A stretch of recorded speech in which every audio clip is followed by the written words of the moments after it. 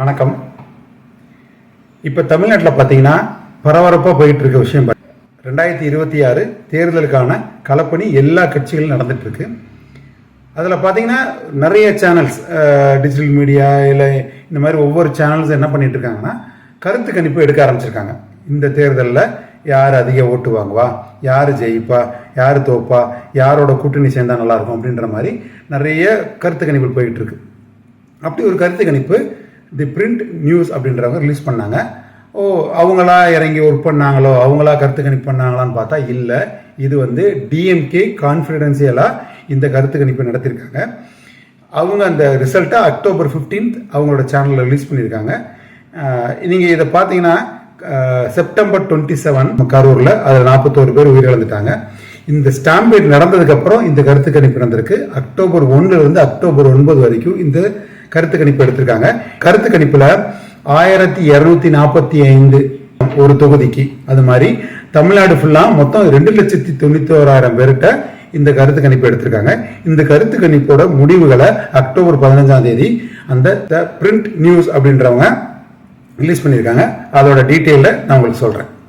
இந்த கருத்து கணிப்பு டிஎம்கே கொஞ்சம் பதட்டம் அடைய வச்சிருக்கு. என்ன அப்படின்னு பாத்தீங்கன்னா, இந்த கரூர் ஸ்டாம்பேட்னால விஜய்க்கு எந்த விதத்திலையும் ஓட்டு குறையல, வாக்கு சதவீதம் குறையல, குறையவும் குறையாது. உங்களுக்கு இந்த தேர்தலில் 2026 தேர்தலில் டிஎம்கேக்கு பெருசா ஆப்போசிட்டா நிக்க போறது யாரு அப்படின்னு பாத்தீங்கன்னா இந்த விஜய் டிவிகே கட்சி தான் அப்படின்னு சொல்லி இந்த கருத்து கணிப்பை சொல்லியிருக்காங்க. இது டிஎம்கே கொஞ்சம் அதிர்ச்சியான தகவல் தான்.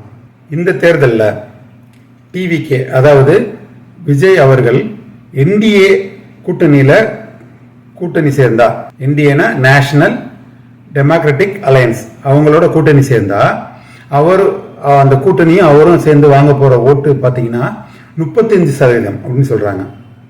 டிஎம்கே ஆனது அவங்க அலையன்ஸ் மீன்ஸ் அவங்க அந்த விசிகா, காங்கிரஸ், இன்னும் மதிமுக அப்படி ஒரு சில கட்சிகள்லாம் இருக்கு. அவங்கெல்லாம் சேர்ந்து அலையன்ஸ் வச்சு அவங்க நின்னானா 50% வாங்கலாம். நாம் தமிழர் கட்சி என்டிகே அவரு பாத்தீங்கன்னா 12% ஓட்டு வாங்குவார். மீதம் 3% அதர்ஸ் அப்படின்னு சொல்லியிருக்காங்க. இதுதான் அந்த கருத்து கணிப்புல வந்திருக்க ரிசல்ட். அதே இது விஜய் அவர்கள் யாரோடும் கூட்டணி வைக்காமல் தனித்து இந்த தேர்தல் 2026 தேர்தலில் களம் கண்டார் என்றால் அவர் வாங்கும் ஓட்டு 22%. அதுல டிஎம்கே வாங்க போற ஓட்டு 45%. என்டிஏ கூட்டணி தமிழ்நாட்டில் வாங்க போற ஓட்டு அது 22%.